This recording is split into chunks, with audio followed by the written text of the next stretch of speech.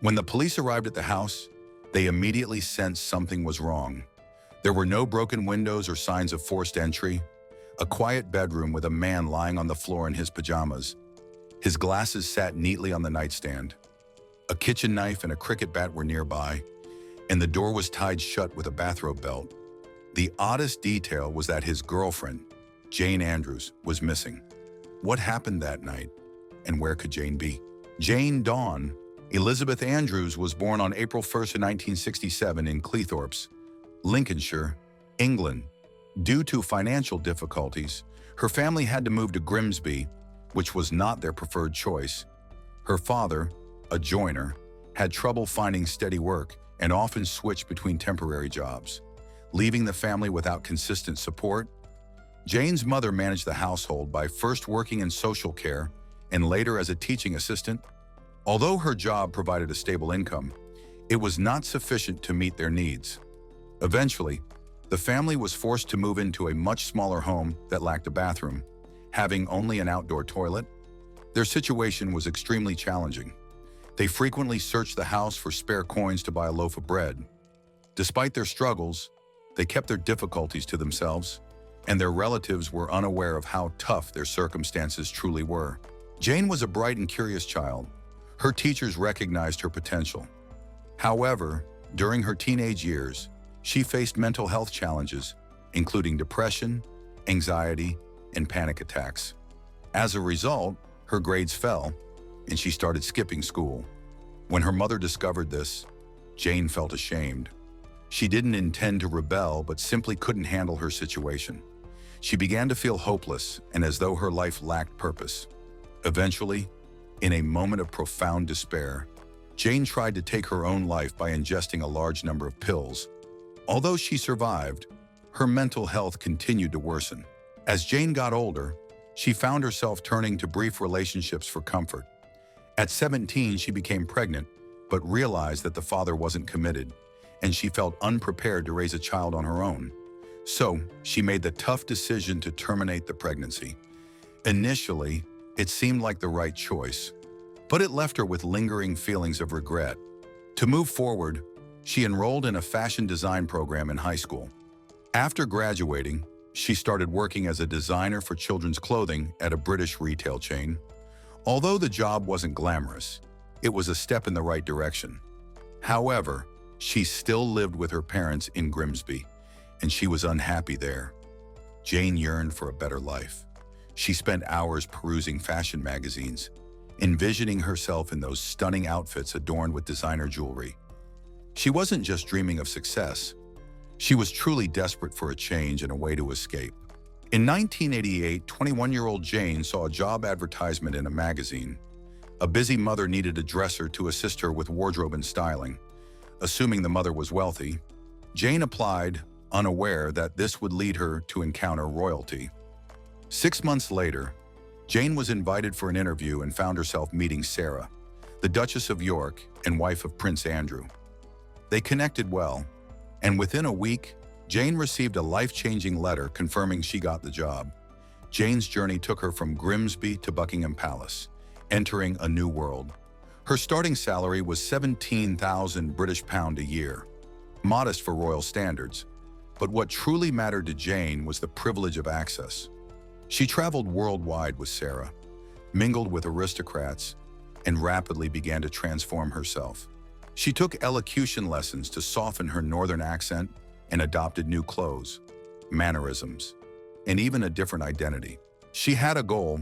Instead of just working for the wealthy, she wanted to become wealthy herself. She dreamed of marrying into money to escape her previous life. In April 1989, she met Christopher Dunn Butler, a butler who seemed to embody her dreams. He was 20 years older than her, a senior director at IBM, wealthy, sophisticated, and powerful, the perfect man for Jane. However, he was already in a relationship. Undeterred, Jane and Christopher began a secret affair, but Jane wanted more than secrecy. She offered Christopher an ultimatum. He had to choose between her and his current partner. He chose her, and soon their relationship was public.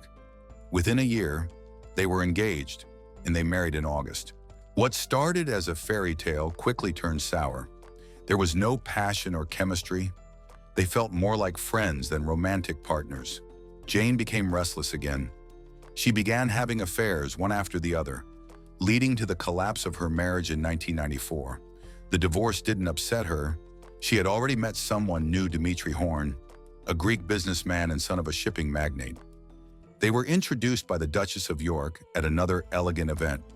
Jane and Dmitry quickly became inseparable, enjoying fine dining, traveling, and living the romantic life she had always dreamed of. However, problems soon arose. Jane's jealousy resurfaced, growing increasingly intense.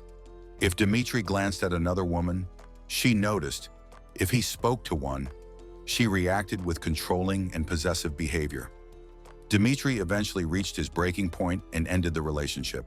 In a fit of rage, Jane didn't just leave, she vandalized his apartment, slashed his clothes, and destroyed his belongings in a turbulent frenzy. When things calmed down, she resorted to taking pills again. But this time the overdose wasn't fatal.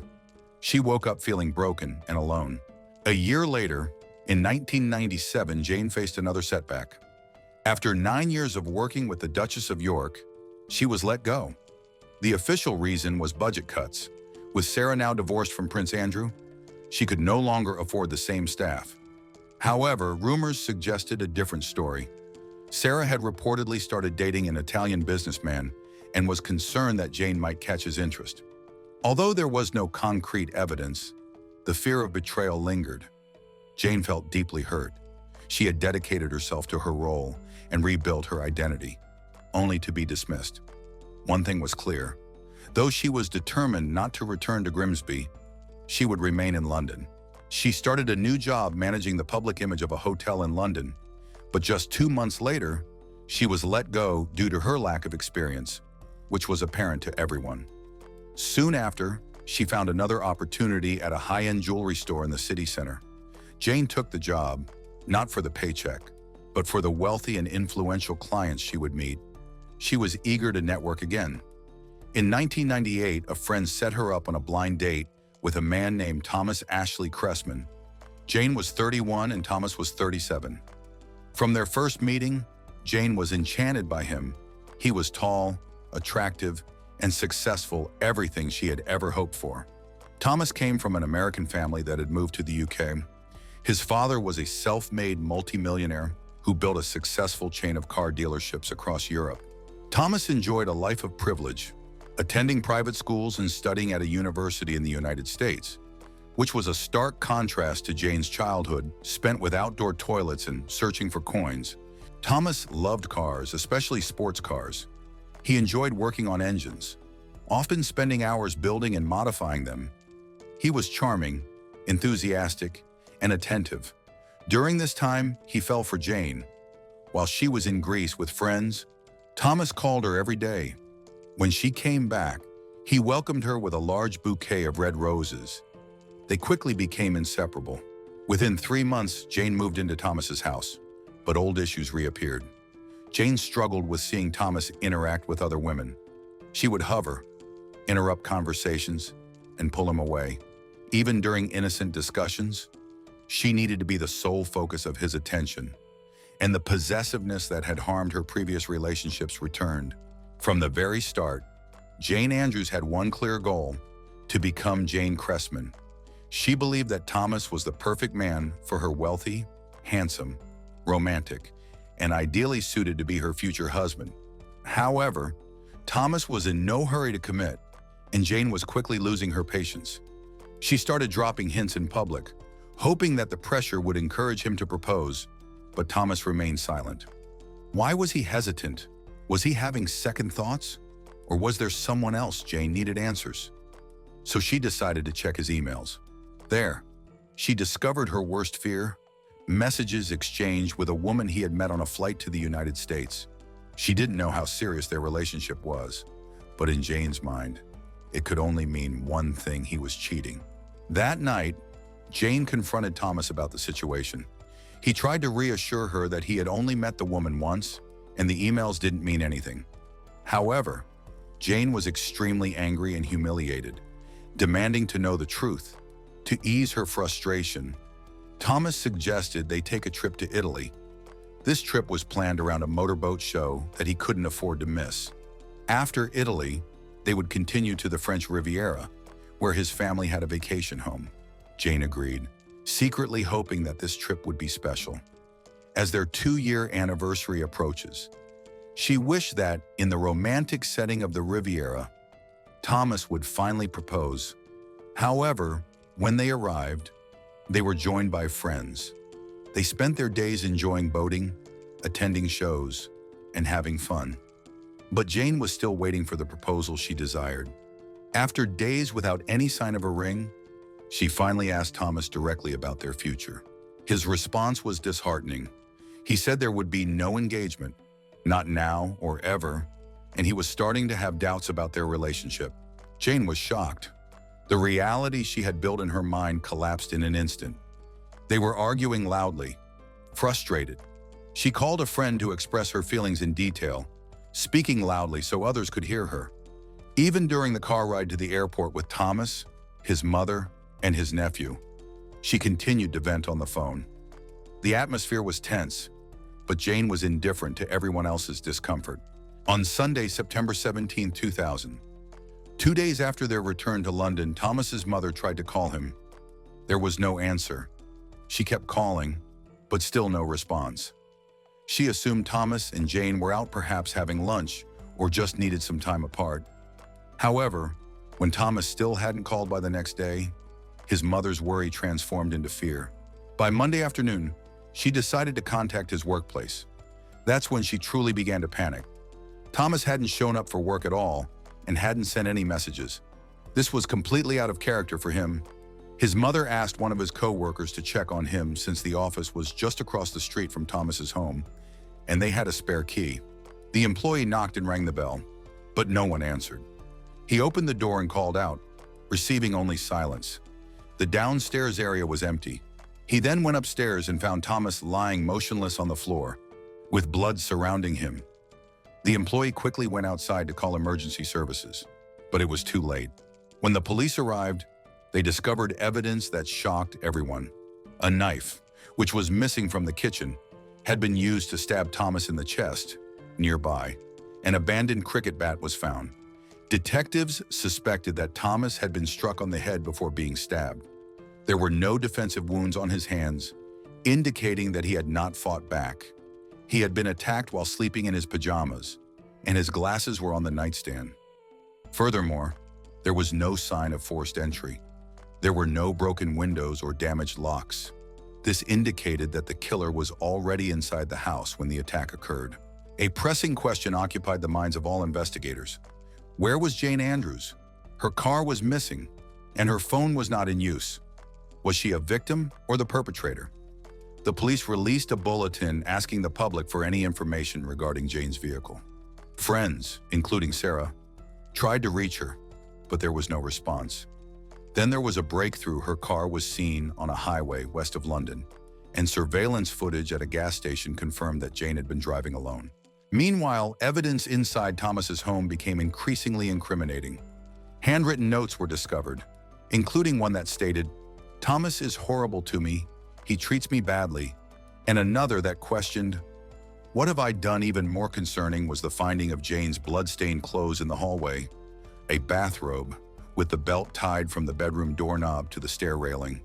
If Thomas had survived the initial attack, he would have been trapped and unable to escape. Additionally, someone had taken a shower, as traces of Thomas's blood were found in the drain. This was not a crime of passion. It appeared to be premeditated. Jane Andrews was now missing, and investigators worried she might be trying to leave the country since her passport and credit cards were missing. Suddenly, her phone came to life with messages she was texting friends to ask about Thomas, feigning ignorance. Although her tone seemed relaxed and indifferent, the police remained suspicious. They traced her location through her messages and discovered she was still in England, on her way to Cornwall. Throughout the day, she sent multiple messages, but one friend maintained steady communication with her. That evening, Jane sent a disturbing message. She had taken a large number of pills. An immediate search was launched. Helicopters flew over the highways and countryside. 4 days later, Her car was discovered parked in silence. Inside, Jane was found barely conscious, slumped in the back seat. She was taken to the hospital, where doctors pumped her stomach, and once again, she survived. When Jane woke up, she denied any involvement in Thomas's death, claiming she was unaware of what had happened and insisting she didn't kill him. Initially, she suggested that someone had broken into their home, but detectives quickly confirmed there was no evidence of a break-in. Later, she did admit to something, but not to murder. She said it was in self-defense. Jane explained to the investigators that their relationship had been abusive, stating that Thomas had physically assaulted her and that she had hidden a knife under the bed for her own protection because she was terrified of him. She explained that she had never shared her experience of abuse because she felt ashamed. She had never encountered such treatment before. Jane recounted that on the night Thomas died, he attempted to intimate with her, and when she refused, he slapped her, causing her to black out. She claimed she could not remember stabbing him and believed that Thomas was still alive when she left the house. But what truly happened? After returning from the French Riviera, the tension between Jane and Thomas escalated on their first day back and continued into the next morning. The house was filled with yelling. Jane was relentless, screaming and breaking things in Thomas's home. The man who once gave her roses now feared what she might do next. On Saturday, just before noon, Thomas called the police to report a violent argument. He warned the operator that the situation could escalate dangerously for either person involved. However, no officers were dispatched because there was no physical crime, only a heated disagreement. The operator advised them to calm down, but by the time things settled, Thomas had already died. By the end of April 2001, Jane Andrews was on trial at the Old Bailey. She admitted to killing Thomas Cressman but argued it was in self-defense. She portrayed him as abusive, controlling, and violent. But those who knew Thomas did not recognize this image of him. After nearly 12 hours of deliberation, the jury found her guilty. Jane Andrews was sentenced to life in prison for murdering her partner. She appealed the decision, but her appeal was denied. 9 years later, in 2010, Jane was transferred to an open prison, where inmates can leave during the day and return at night. However, one day she failed to return and was missing for 2 days. Eventually, she was found in a hotel just 6 miles away, where she had been meeting her parents. Although there were no penalties for her absence, it negatively affected her parole hearing. As a result, her release was denied in 2012. In 2015, 4 years later, officials determined that Jane was no longer a threat to society. She was granted parole and was released after spending 14 years in prison. Unfortunately, her freedom was short-lived. In 2018, she was arrested again for harassment and spent another year behind bars. When she was released on August 8, 2019, she moved to Lincolnshire and began a new life working in a supermarket. Stocking shelves. Jane experienced a dramatic journey, moving from royal palaces to prison and, ultimately, to a life of quiet anonymity. During her time in custody, she was diagnosed with borderline personality disorder, which is characterized by intense emotional fluctuations, impulsive behavior, a profound fear of abandonment, and unstable relationships. Some experts suggest that this condition accounts for her violent outbursts, particularly her difficulty in coping with rejection, which was a significant factor in Thomas's murder. However, her mental health issues did not change the facts of the case, nor did they affect her sentencing. Thomas Cressman was just 39 years old. He had a bright future, a family, and many plans ahead of him. His death was sudden, brutal, and without reason. May we always remember him and let his story serve as a reminder of how fragile love can be, as well as the importance of asking for help when needed. On Valentine's Day in Tijuana, Elizabeth was excited about a second date with a man she had recently met. As usual, she let her family know where she was going, even shared her location for safety. Initially, everything seemed fine. However, her messages suddenly stopped. Her phone went quiet, and her car was missing. By the next morning, her family began searching everywhere for her, hoping to find any clue. What they uncovered shattered their hearts and revealed a more disturbing situation in the city. Elizabeth was not alone. Her case was just the start of a troubling pattern. Elizabeth Martinez Figueroa was born in 1996 in Tijuana, Baja California, a city on the border between Mexico and the United States. She was the youngest of 7 siblings. People who knew her described Elizabeth as a cheerful and gentle young woman who had a strong bond with her mother. Her mother was more than just a mother to her. She was her anchor, confidant, and main source of strength. By early 2022, Elizabeth accomplished something her family had never achieved before. She graduated with a degree in international trade and business from a private university. This was a significant milestone, but it didn't satisfy her ambitions. She aspired to pursue a master's degree to create more opportunities for herself and her family. While planning her educational journey, Elizabeth also managed a small clothing business. To boost her income, she worked as a dancer in a bar located in Zona Norte, a popular nightlife area for both tourists and locals. Like many women in her situation, Elizabeth was careful. She kept her family updated, especially when meeting clients. She shared her location, maintained communication, and trusted her instincts. This cautious habit would later play a crucial role in the effort to track her last movements. On February 14, 2022, Valentine's Day, Elizabeth seemed excited. She had lunch with her mother that afternoon, which turned out to be their last meal together. Later that evening, she had a second date with a man she had recently met at work. He was American.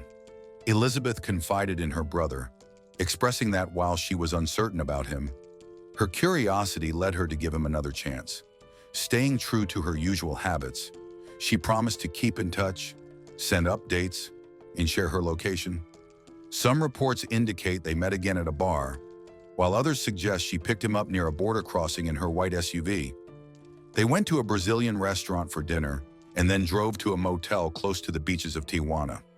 Elizabeth informed her family that she would be gone for no more than 4 hours. At the start of the night, everything appeared normal. She kept sending her location, and her messages reassured her family about her safety. They knew where she was and who she was with. However, then the updates suddenly stopped. There were no more messages, no answered calls, and no signs that she was moving. This silence was not just worrisome, it was overwhelming. Her family's anxiety grew rapidly. The lack of communication was completely out of character for someone as careful and responsible as Elizabeth.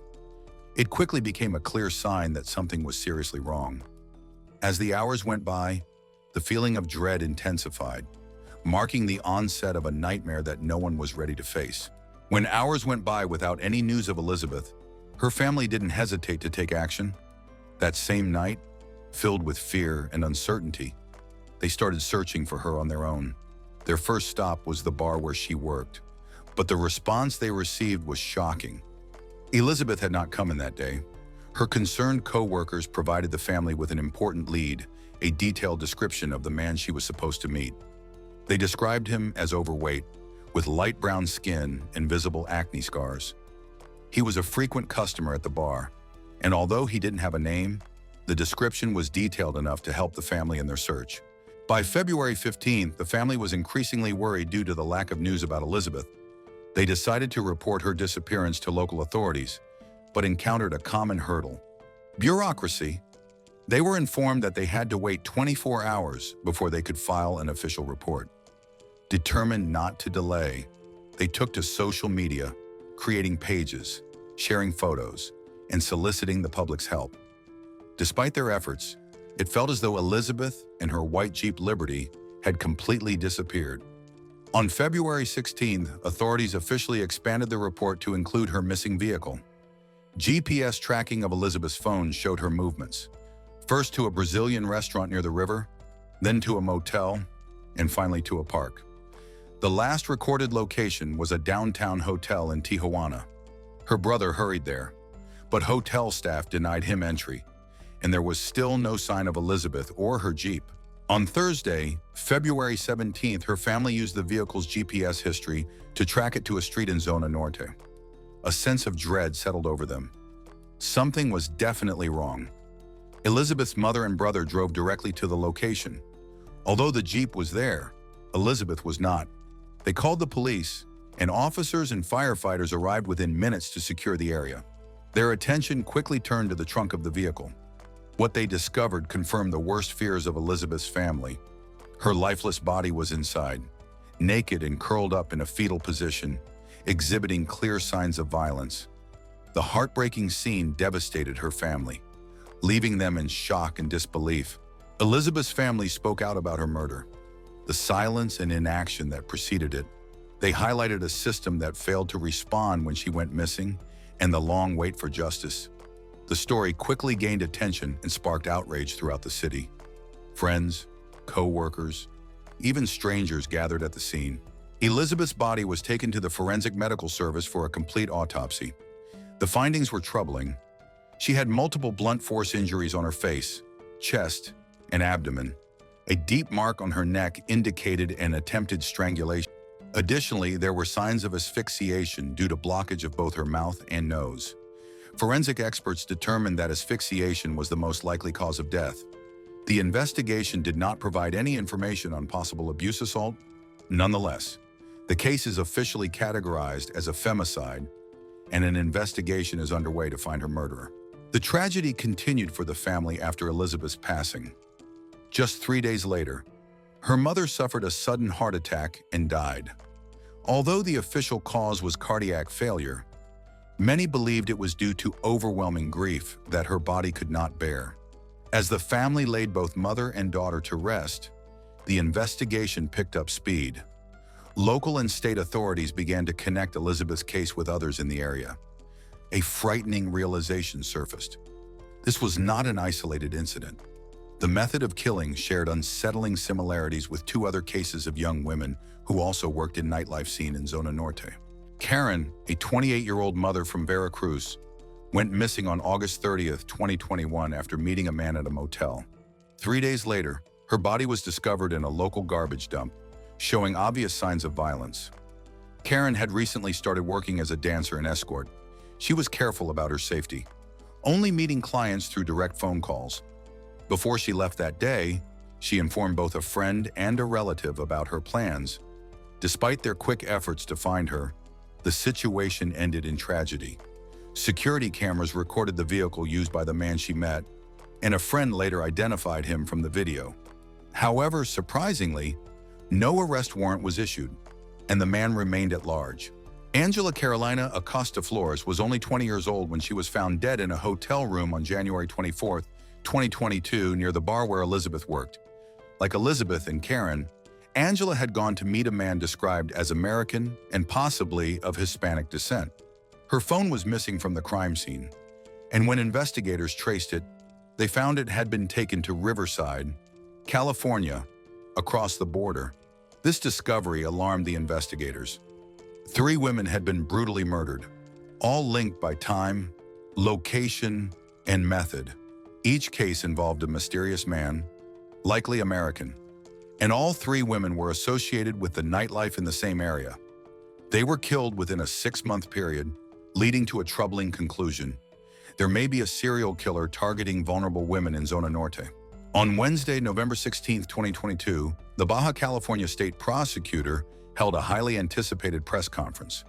With a room full of reporters and the nation watching, he confirmed a troubling presence. A serial killer was active in Tijuana. The prosecutor revealed that the suspect specifically targeted exotic dancers and escorts who belonged to one of the city's most at-risk groups. His method was alarming. He would travel from the United States into Mexico, commit his crimes, and then escape back across the border, making it difficult for authorities to catch him. At that time, no additional details were shared to avoid compromising the investigation or alerting the suspect. Meanwhile, the manhunt for the killer was intensifying. Nearly a month later, on December 13th, the prosecutor held a second press conference.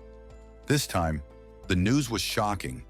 They had identified a suspect, an American citizen, whose psychological profile resembled that of Ted Bundy, one of the most notorious serial killers from the 1970s. However, there was a complication. The man had already left Mexico. Although a local arrest warrant was issued, it wasn't sufficient. Authorities sought a red notice from Interpol to enhance international cooperation. The FBI and U.S. consulates joined the search, and the suspect's physical description was made public to help locate him. Experts also conducted new forensic tests to ensure that no accomplices were missed. The breakthrough in the investigation came from detailed profiling. Investigators identified the man's methods. He targeted young women who were petite, attractive, and vulnerable. He portrayed himself as polite, respectful, and generous to gain their trust and lower their defenses. Once he had their confidence, he would lure them to secluded areas where he would then attack them. Each of the three known victims, Elizabeth Martinez, Karen, and Angela Carolina Acosta Flores, suffered extreme violence, with visible injuries primarily to their faces and chests. His method of asphyxiation was a defining characteristic. Two of the victims were found without clothes, while the third, although still dressed, had more injuries, indicating she may have fought back. This was not a crime of passion. It was deliberate, predatory, and systematic. Although these three cases gained media attention, they were not isolated. At the time of Elizabeth's disappearance, there were already rumors about other missing women with similar ages, professions, and unfortunate outcomes. Their stories have quietly faded away without resolution.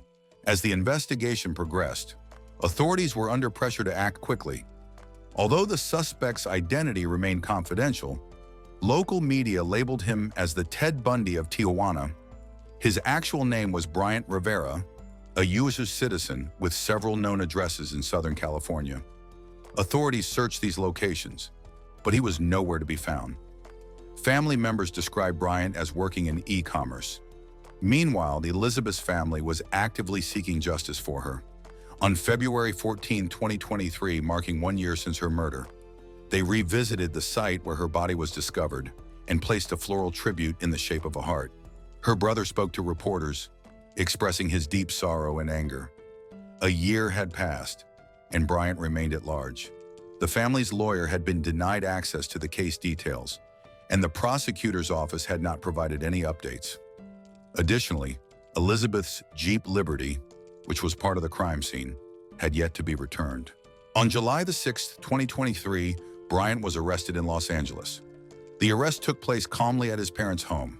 However, he was only charged with the murder of Angela Carolina, while the murders of Karen and Elizabeth were not included in the U.S. charges, even though Mexico had made an active extradition request for all three cases. The Baja California prosecutor publicly confirmed Bryant's arrest, stating it was a result of collaboration between local and federal law enforcement agencies in the U.S. Bryant was assigned a public defender and requested bail. The judge denied the bail request, citing concerns about Bryant being a flight risk and a potential danger to women. He was ordered to remain in custody at Los Angeles County Jail. His family firmly rejected all allegations against him. His mother claimed he could never commit such acts of violence, and his sister even wrote a letter to support his character. However, the evidence suggested otherwise. On June 29, 2023, a federal judge in Los Angeles approved Mexico's request to extradite him. Family members of Angela were present at the hearing, along with the brother of Elizabeth. The courtroom was heavy with the sorrow of three grieving families. The judge emphasized that Bryant would remain in custody. As of June 2025, the extradition process is still ongoing. Legal experts estimate it could take up to 2 years to complete. If convicted of all three murders, Bryant could potentially face a total of 180 years in prison. However, due to Mexican law, the maximum sentence he could actually serve is 50 years. In addition, Mexican prosecutors have suggested that Bryant might be connected to a fourth victim, prompting them to investigate unsolved cases of missing women.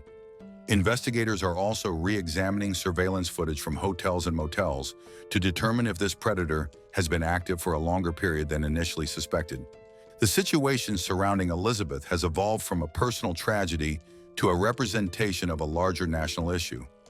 Her death, along with the deaths of Karen and Angela, underscores the serious stigma and disregard that women in the escort industry encounter. When Elizabeth went missing, authorities did not intervene. Instead, it was her family who located her. It was her online activity, rather than official procedures, that ultimately pointed to her killer. Even now, despite an arrest, justice has not been achieved. The murder of Elizabeth Martinez Figueroa is a heartbreaking reminder of the vulnerabilities faced by women in Tijuana's nightlife and the devastating consequences of a system that too often fails them. Her vibrant spirit, her dreams of a brighter future, and her deep bond with her family were cruelly extinguished, leaving a void that echoes through her community.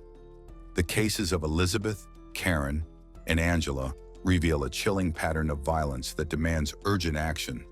As Bryant Rivera's extradition process drags on, Elizabeth's family and countless others continue their relentless pursuit of justice, refusing to let her story fade into silence.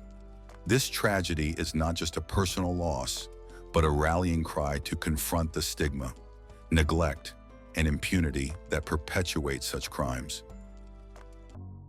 Sofia Maria Martinez was born on November 14, 1981, in El Paso, Texas.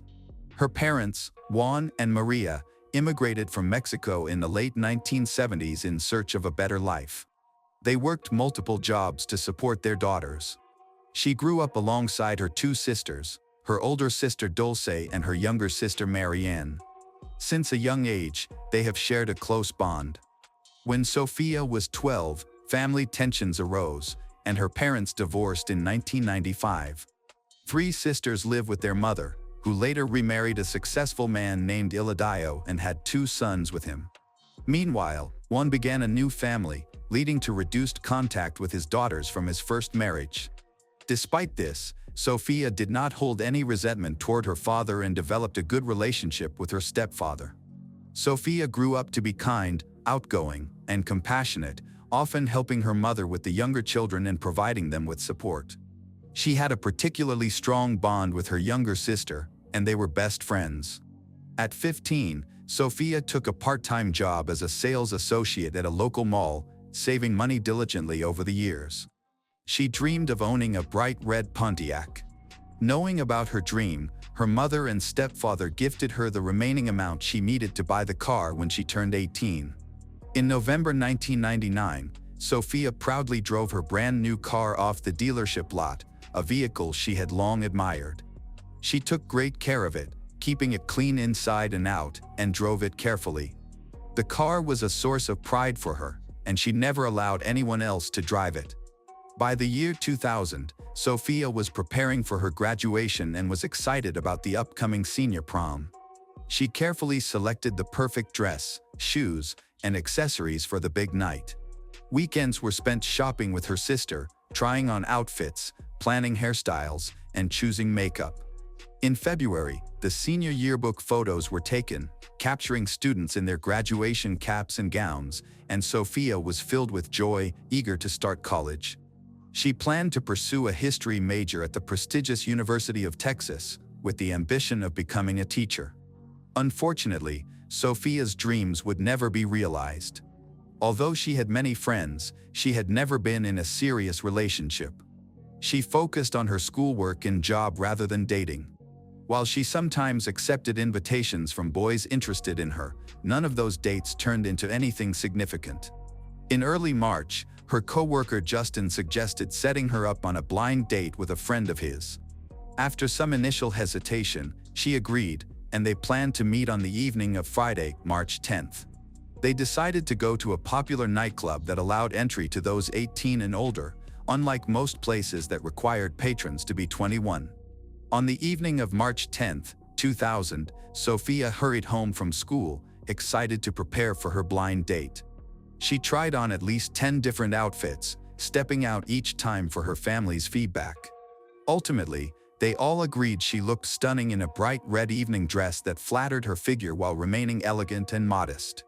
She applied her makeup, styled her hair in soft curls, put on a pair of heels, and carried a small clutch bag. The final touch was her favorite perfume. By 10 p.m., she was completely ready. She entered the living room looking glamorous and twirled to show off her outfit. Her family was impressed, confident that she would make a great impression. She promised to be home no later than 2 a.m. since she had a work shift at the mall the next day, and no one was particularly worried. She was responsible and always kept her promises. At 10:10 p.m., Sophia left the house with a bright smile, climbed into her beloved red Pontiac, and waved goodbye to her family as they watched from the window. None of them could have imagined that it would be the last time they saw her alive. The following morning, her younger sister Mary peeked into her room and noticed something odd. She was missing, and her bed was not just neatly made, it looked untouched. It seemed she had left for work, yet her employee badge sat on the vanity, and her usual work shoes were in the corner by the closet. Mary informed her mother, and at that moment, the phone rang. It was a call from Sophia's employer, reporting that she hadn't shown up for her shift, something unprecedented. This alarmed Sophia's family, who were unsure about what to do next. Since she didn't have a cell phone, her family started calling the landlines of her friends, classmates, and co-workers.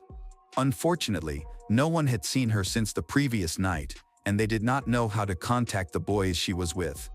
They also reached out to local hospitals, worried that she might have been in an accident. By the evening, without any updates on her whereabouts, the family decided to go to the police to report her missing. They took a recent photo of her and provided a detailed description of her outfit when she left home, as well as specific information about the car she was driving. On Saturday, March 11th, police made a disturbing discovery in the New Mexico desert. They found an abandoned red Pontiac about 100 yards off the highway connecting Texas and New Mexico. The passenger side window had a bullet hole, and there were dark, dried stains resembling blood on the seat, steering wheel, and headrest. Experienced officers quickly suspected foul play and feared that the driver might be seriously injured or worse. The car was sent to a forensic lab for analysis. However, since the discovery occurred in a different state, law enforcement struggled to find a direct connection to Sophia. After checking the car's registration, authorities confirmed that the red Pontiac belonged to Maria Martinez from Texas. They contacted her to see if the car had been stolen and to find out that it had been driven by her daughter, Sophia, who had been reported missing the previous day. The family was baffled as to how Sophia's car ended up abandoned in a desert in a neighboring state and where she might be. Maria emphasized that her daughter cherished her car and would never have left it behind, suggesting that something terrible must have happened. One theory was that the vehicle had been hijacked and that Sophia might have been harmed, but there was still hope that she could be found alive. However, with no leads in sight, law enforcement was unsure where to begin their search. On Sunday, March 12, a group of teenagers walking near the outskirts of El Paso spotted something shiny in the desert and decided to investigate. As they got closer, they found the lifeless body of a young woman in a red evening dress. They hurried home to tell their parents, who called the police. Forensic investigators arrived at the scene within an hour. Officers discovered the young woman lying on her back, her face so disfigured that she was unidentifiable. Her dress was soaked in blood and covered with sand. Although no identification was found, police believed they had discovered the body of a girl named Sophia, who had been reported missing 2 days earlier. When Sophia's family was informed that a body had been found in the desert, her mother, Maria, refused to accept it, convinced that there had been a mistake and that her daughter was still alive. Her doubts disappeared when detectives showed her a photograph taken from the victim's bra. The picture showed Sophia holding her youngest brother, which confirmed her identity, as it was known that Sophia often carried photos of her siblings in her wallet. In her final moments, she had placed one close to her heart. The autopsy revealed that she had died from multiple gunshot wounds to the head, having been shot 5 times in the face. One bullet traveled through her head and was later found in the sand at the crime scene. The severity of her injuries left her with no chance of survival. Additionally, there were clear signs of a struggle, including severe bruising and indications of physical violence. The inner surfaces of her thighs were bruised and scratched, and forensic examinations confirmed internal injuries consistent with an assault. DNA analysis also provided biological evidence, and defensive wounds on her hands indicated that she had fought fiercely for her life but ultimately was overpowered. None of Sophia's personal belongings were found, except for a photograph she had hidden in her clothing. Due to the severity of her injuries, her identity could only be confirmed through DNA testing, as even dental records proved ineffective. Toxicology reports later revealed that there were no substances in her system at the time of death. Investigators discovered several shoe prints near the body. While most were unclear, one distinct impression helped forensic analysts identify the size and tread pattern of the sole. Authorities found only Sophia's fingerprints inside her car. Although her purse was recovered from the vehicle, the perpetrator had taken her license, keys, and cash. Her family was advised to change their locks and install a security system because the killer had access to her home address from her ID and had her keys.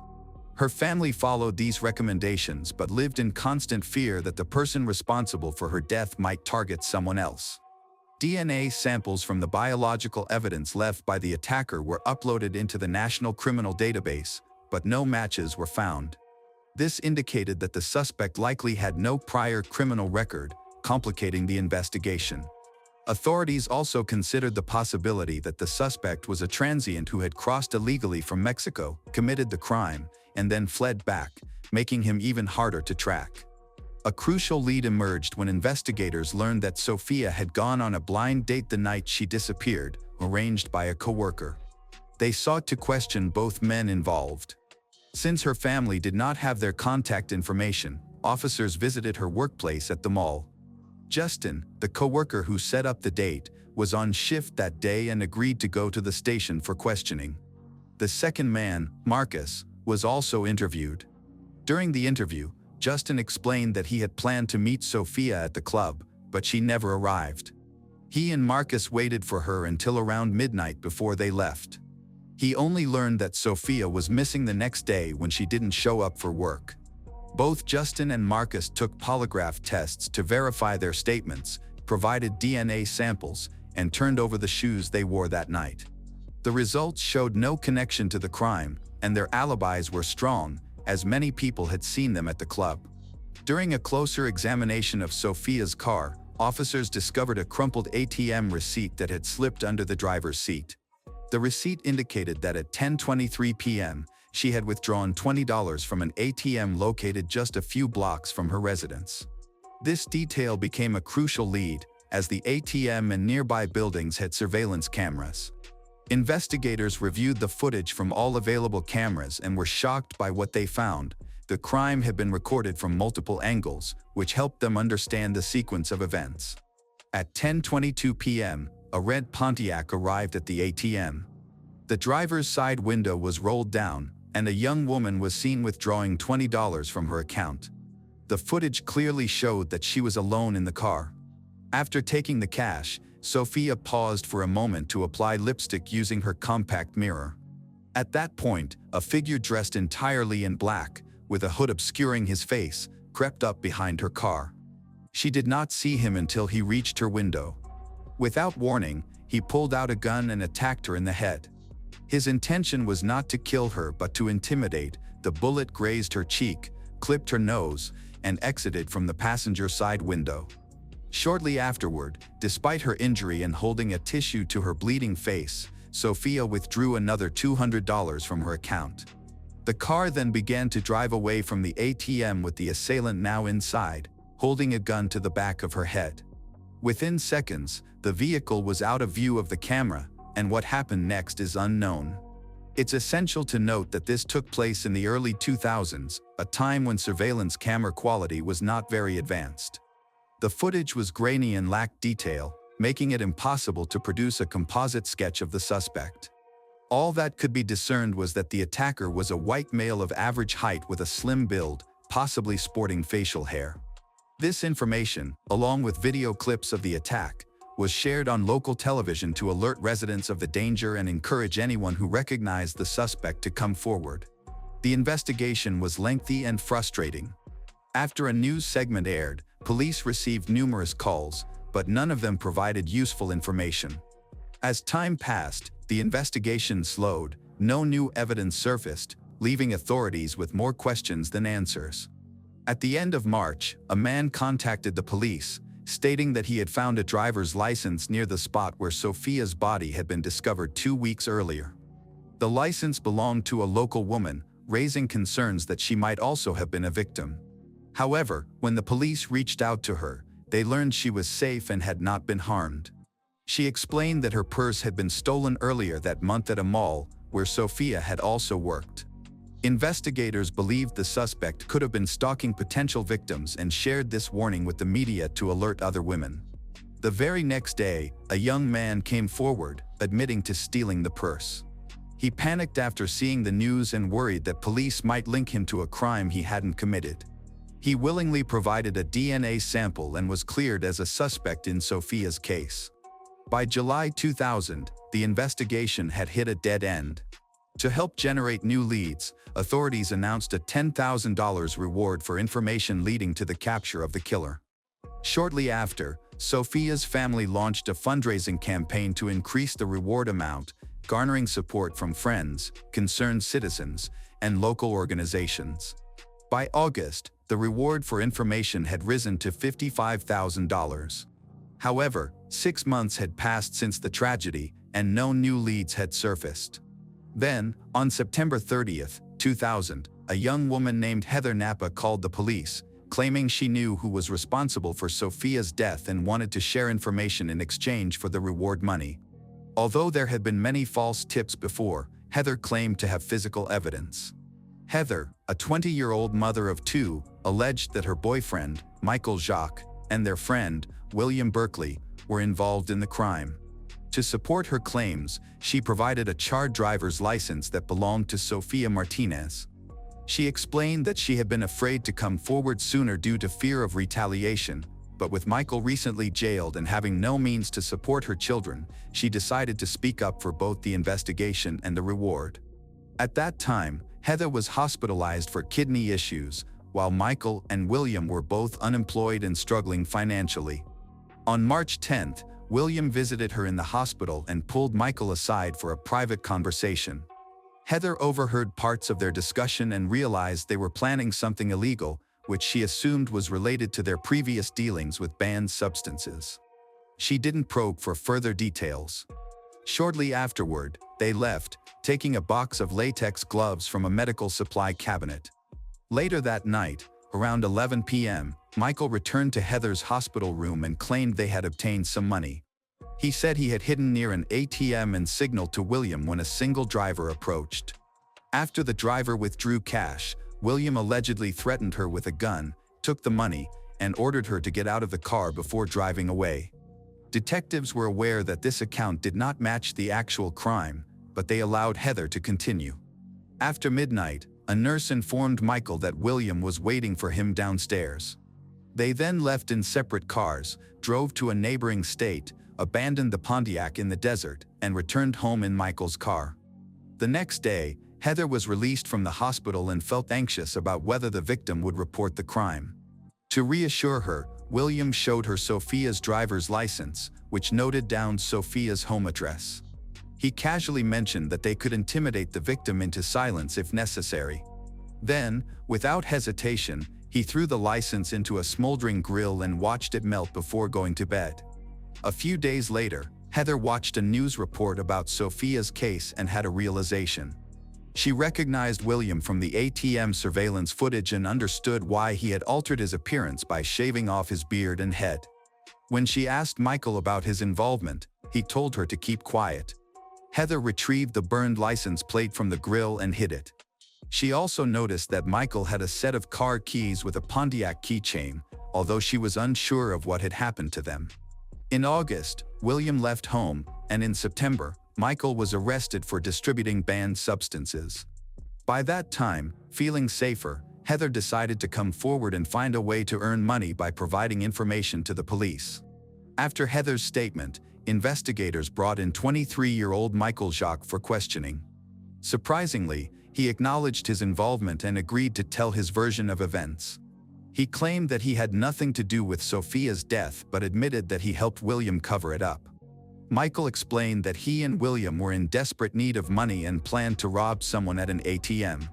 When they saw a young girl in a red Pontiac at the ATM, Michael wanted to call off the robbery. However, William misunderstood his actions as a signal to proceed. Although Michael knew William had a gun, he never thought it would be used. The situation quickly escalated, and before Michael realized what was happening, the car sped away. He waited for about 30 minutes, but when William didn't return, he went back to the hospital to be with Heather. Michael insisted that he didn't know what happened to Sophia afterward and denied any knowledge of the assault or murder. However, he confessed to helping dispose of the car. He later learned more information but chose not to report William, aware that he too would face repercussions. A key piece of evidence, a set of car keys, was later found on the roof of Michael's house, exactly where he had thrown them. William Berkeley, the main suspect in the case, was arrested at his parents' home in early October. At just 20 years old, he had no criminal record, but those who knew him reported a pattern of aggression and cruelty dating back to his school years. He had previously assaulted classmates, former girlfriends, and even his mother, yet none of them had reported these incidents to the police. Despite this violent history, William was a talented artist whose work had been showcased in galleries. During his first interrogation, he admitted to robbing and killing Sophia, claiming he needed the money, but he avoided specifics. He insisted that their encounter was consensual and stated that the shooting was accidental. As interrogations progressed and he understood the seriousness of the accusations, he changed his narrative. He began to portray himself as a victim, claiming he was part of a plan led by Michael. Williams said that Michael had selected the car, believing the owner of a Pontiac would have substantial funds. Unfortunately for them, Sophia only had $220, which they viewed as the price for her life. In the lead-up to the trial, William and Michael tried to shift the blame onto each other, but the evidence presented against William was compelling. Authorities found the murder weapon, a handgun, at his home. His DNA was found on Sophia, and a pair of sneakers matching the footprints at the crime scene were found in his bedroom. On April 7, 2002, William was found guilty on all charges and sentenced to death by lethal injection, which was carried out in the spring of 2010. Throughout the years before his execution, he showed no remorse for his actions. Michael Jacques was also found guilty on November 3, 2002, of conspiracy and evidence tampering, receiving a life sentence with the chance of parole after 40 years. Heather, who had been promised a $55,000 reward, received the money but found no joy in it. She lost custody of her children and, at the age of 35, died from complications related to a chronic kidney condition.